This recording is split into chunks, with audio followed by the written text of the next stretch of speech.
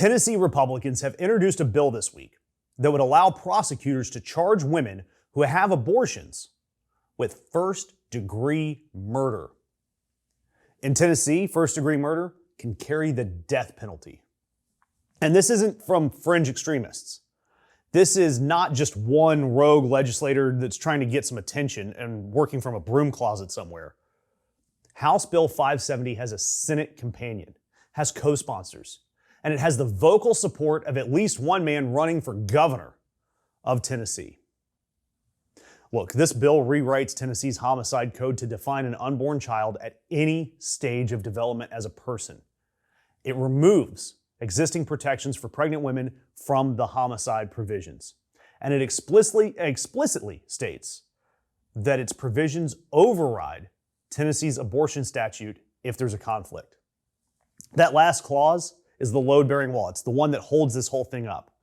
The bill was written so that homicide law overrules abortion law, which means any abortion, even early in pregnancy, could be prosecuted as murder.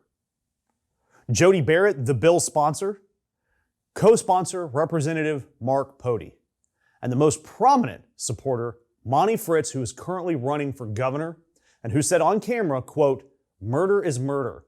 I know that's hard for people to hear, and I don't mean to be hard with it, I promise."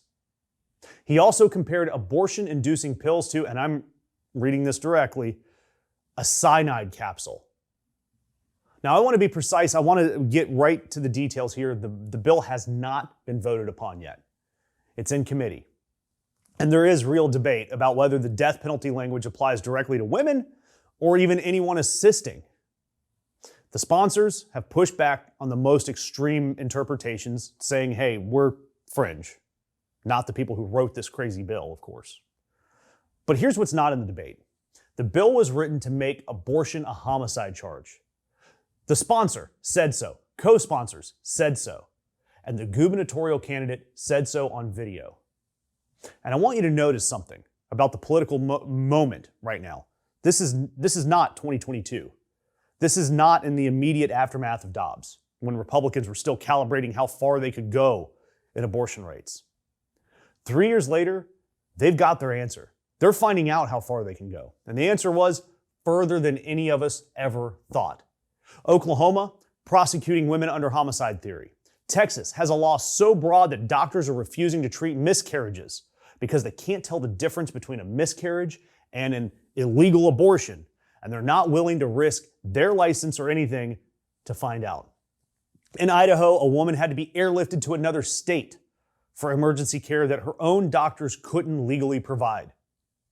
So this bill isn't an outlier.